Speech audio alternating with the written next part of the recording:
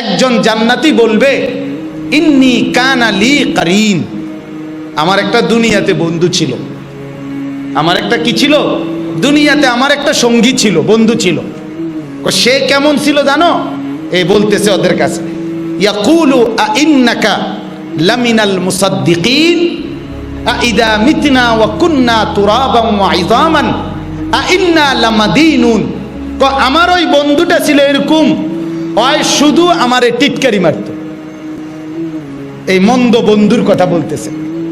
আমার ওই বন্ধু আমারে শুধু টিটকারি কইতো। আর কি কইতো জানেন? কইতো বন্ধু, আরে তোর বুঝরে, আমরা মরমু, মরে গেলে মাটি হইয়া আড্ডি মাড্ডি গুঁড়া হইয়া এগুলো মাটির সাথে মিশে যাবে, সব পাউডার হইয়া কোনখানের মাটি কোনখানে যাবে।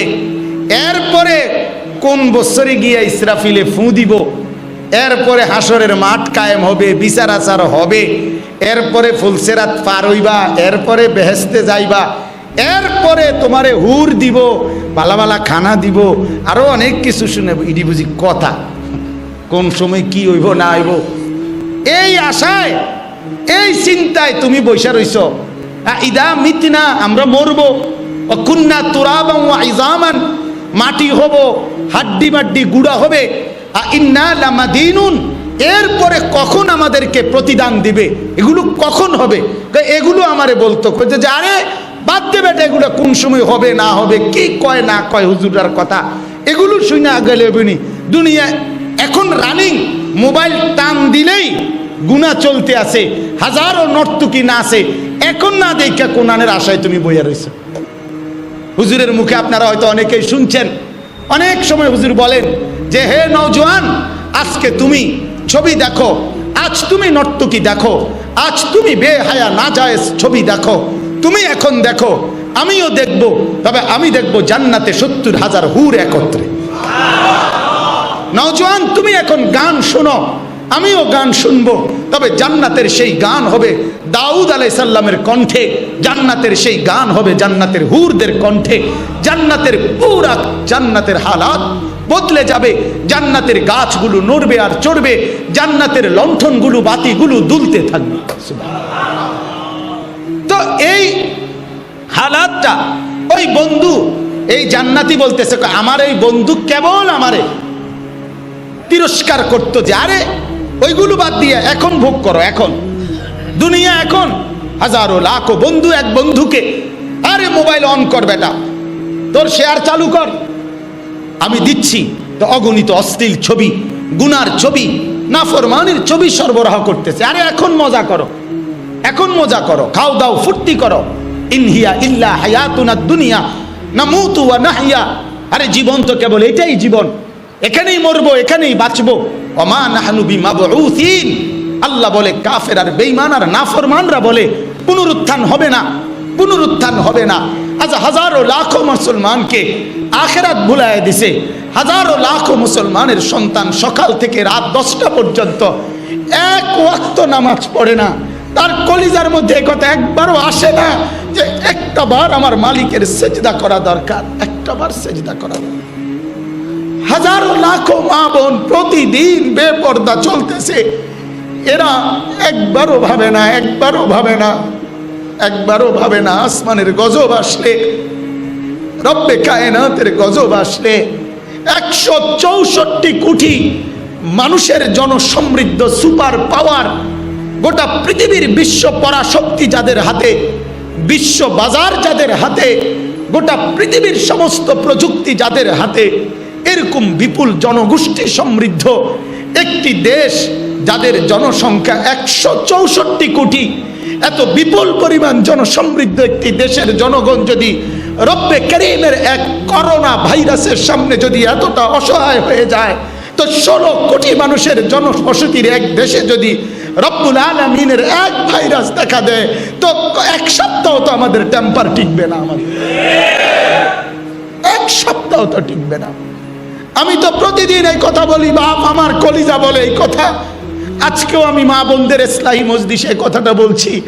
আমার মালিক মনে হয় যেন আমার কাঁটাতারের চতুর্দিকে, আমার সীমান্তের চতুর্দিকে আল্লাহ যেন সাইরান বাজাইতেছে, আল্লাহ যেন সাইরেন বাজাইতেছে, আল্লাহ যেন রেড অ্যালার্ট দিচ্ছে, আমার বান্দা দেখো দেখো চতুর্দিকের মুসলমান মজলুম, চতুর্দিকের মুসলমান, তোমাদের সীমান্তের চতুর্দিকে মুসলমান নির্যাতিত, রোহিঙ্গার মুসলমানরা নির্যাতিত, আরাকানি মুসলমানরা নির্যাতিত, আসামের মুসলমানরা নির্যাতিত, কাশ্মীরের মুসলমানরা নির্যাতিত, আজ আবার দিল্লির মসজিদ আক্রান্ত, আজ আবার দিল্লিতে মুসলমানের তাজা খুন ঝরছে। আমার চতুর্দিকে যদি মুসলমান নির্যাতিত আর মজলুম হয়, আর এই জুলুমের সীমানা যদি আর এক হাত সামনে বাড়ে, এই জুলুম যদি এর পরের ধাপে আরেকটু আগায়, তো আমার তো মনে হয় আমার মাতৃভূমির উপরে এই জুলুমের সীমানা আসবে। ওয়াত্তাকু ফিতনাতাল লা তুসিবান্নাল্লাযীনা যালামু মিনকুম খাসসা। এজন্য আমার বাপ, এ কেমন জিন্দেগি, এ কেমন জিন্দেগি, এ কেমন জিন্দেগি, এ কেমন জিন্দেগি। এক এক ঘরে মুসলমান এক ওয়াক্ত নামাজ পড়ে না, ঘন্টার পর ঘন্টা টেলিভিশন চলতে থাকছে। নাফরমানির এত বিপুল পরিমাণ নাফরমানির পরে রব্বুল আলামিনের রহমত কেন আসবে বলেন? কেন আসবে বলেন? যে ঘরওয়ালারা এক ওয়াক্ত নামাজ পড়লো না, এখানে কেমনে মালিকের রহমত আসবে? মালিকের রহমত কেমনে আসবে? এজন্য আমার বাপ, আমারও কলিজা বলে এইটা, আমার উস্তাদে মোহতারাম আরিফ বিল্লাহ হযরত মাওলানা মুফতি মুশতাক নবী সাহেব হুজুরের যেই ব্যথা আমিও বুঝি, এটা আমার কলিজায় লালনও করি, এটা আমারও বুঝ, এটা পুরা, যে আজ উম্মতের জন্য স্লোগানের চাইতে আজ উম্মতের জন্য চোখের পানি বেশি দরকার। এখানে যেই সমস্ত ওলামায়ে কেরাম আছেন, আমার অনুরোধ, এই নওজোয়ান ওলামায়ে কেরাম, আপনাদের কাছে আমার অনুরোধ, আপনারা এই উম্মতের দরদে ব্যথায় রাত গভীরে চোখের পানি ফেলেন। কারণ ওয়াত্তাকু ফিতনাতাল লা তুসিবান্নাল্লাযীনা যালামু মিনকুম খাসসা। এই মদখোর আর জিনাখোর ব্যভিচারী, এই জুয়ারি আর এই লম্পট আর দুশ্চরিত্র বেনামাজি আর বেহায়াদের কারণে রব্বে করিমের যদি আযাব আর গজব আসে, তো আমাদের উপরেও আসবে। কারণ আল্লাহ তাআলা তো বলছে, আমি যখন জমিনে আযাব দেই তখন শুধু পাপীদেরকে দেই না, সবাইকে দেই, হাসরের ময়দানে আলাদা করব, কিন্তু এখন সবাইকে শোয়ায় লাইফ। অতএব উম্মতের দরদি যারা ওলামায়ে উম্মত, আমরা সবাই কাঁদেন, চোখের পানি ফেলেন, চোখের পানি ফেলেন, চোখের পানি ফেলেন। আজ চোখের আঁসও দরকার, আজ চোখের পানি দরকার, আজ ব্যথা ভরা দিল দরকার, আজ চোখ ভরা পানি দরকার, পানি দরকার। আল্লাহ এই জাতিকে বাঁচান, আল্লাহ এই জাতিকে বাঁচান, আমার জাতিকে আল্লাহ বাঁচান। হাজারো লাখো যুবককে আল্লাহ মোবাইলের গুনাহ থেকে এই জাতিকে বাঁচান, এই জাতিকে বাঁচান। প্রতিদিন দোয়া করা দরকার, মোবাইলের গুনাহ থেকে এদেরকে বাঁচানো দরকার, মোবাইলের গুনাহ থেকে বাঁচানো দরকার, বেপরদিগি থেকে জাতিকে বাঁচানো দরকার। আজ দুয়ারে দুয়ারে আল্লাহর কথা বলেন, দুয়ারে দুয়ারে আল্লাহর কথা বলেন, উঠানে উঠানে মালিকের কথা বলেন, মসজিদে মসজিদে মালিকের কথা বলেন।